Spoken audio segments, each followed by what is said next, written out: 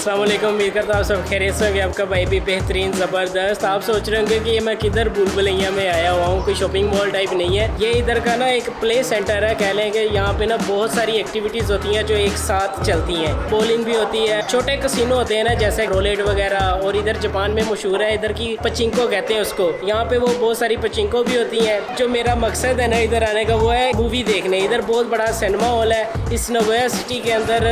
एक तो 3D होती है ना, एक 4D मूवी होती है, वो इधर चलती है। मूवी का नाम जंगल क्रूज। 1 साल से मैं वेट कर रहा था उस मूवी का, क्योंकि इसका ट्रेलर आए हुए अभी 1 साल हो गया है। इसके बारे में मैं आपको रिव्यू जो है ना बाद में बताऊंगा मूवी देखने के बाद। 1 साल से कोविड की वजह से ये पेंडिंग है। अभी इन्होंने रिलीज की है 30 जुलाई को ये रिलीज हुई है, तो आज आपका भाई देख ले पहुंच गया देखने के लिए। ठीक है, फिर हम अभी अपनी टिकट्स का जो है ना बंदोबस्त करते हैं। टिकट्स जो होती है ना वो हमने ऑनलाइन जो है ना उसका ऑर्डर कर दिया होता है। सीट्स भी वहाँ भी कंफर्म हम कर सकते हैं अपनी मर्जी के हिसाब से, जो अवेलेबल होती है ना उधर से चूज की जा सकती हैं। अब क्या करना है, अब हमने जाके ना उधर बारकोड जो होता है हमें मिला होता है, वो स्कैन करेंगे तो टिकट की फॉर्म में ना वो मशीन हमें प्रिंट कर देगी। तो वो टिकट जो है हमने आगे जाके स्कैन करेंगे और जाके अपनी मूवी देख सकते हैं। कोरोना की वजह से सिनेमा हॉल जो थे ना 1 साल से पूरा बंद थे। 1 साल बाद ये पहली दफ़ा हुआ है कि इन्होंने सिनेमा वगैरह खोले हैं। मूवी का रिव्यू जो है देखने के बाद मैं आपको दूंगा।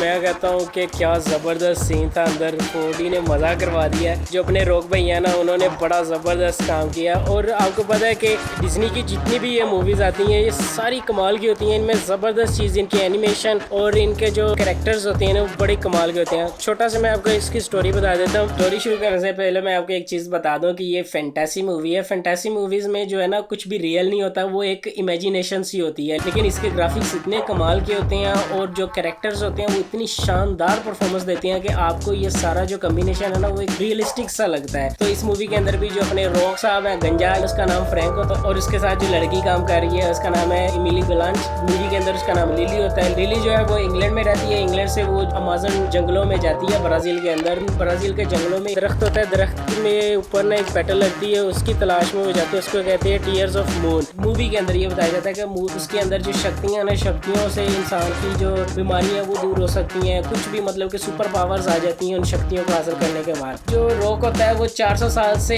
उस अमेज़न जंगलों में रह रहा होता है, क्योंकि उसके पास कोई नेचुरली शक्तियाँ आ जाती हैं, वो एक्सीडेंटल होती हैं। तो वो आप मूवी देखेंगे तो आपको पता चलेगा कि उसके पास ये शक्तियाँ कैसी आती हैं। तो ये सारा इस तरह का सीन है। ये एडवेंचर करते कराते जंगलों के अंदर से शेर भी आते हैं, बड़े बड़े खूबसूरत एडवेंचर आते हैं, पानी के बड़े कमाल के व्यूज़ आते हैं। बाकी जितना मज़ा आया ना अंदर, जो उसकी सिनेमा की क्वालिटी और 3D और 4D मैक्स ने मज़ा करवा दी है। अगर आप फैंटेसी मूवीज़ के फ़ैन हैं तो आप डेफिनेटली इस मूवी को एंजॉय करेंगे, क्योंकि डिज्नी की मूवी है। डिज्नी की जितनी भी मैंने आज तक मूवी देखी है इन्होंने मुझे कभी भी मायूस नहीं किया। तो इसलिए मैं गारंटी देता हूँ ये मूवी भी आप देखेंगे तो आपको बहुत मज़ा आएगा। ये मेरा फर्स्ट रिव्यू है मूवीज़ के बारे में। नेक्स्ट जब भी मूवी देखूंगा तो मैं लाजमी आपके लिए रिव्यू बनाया करूँगा।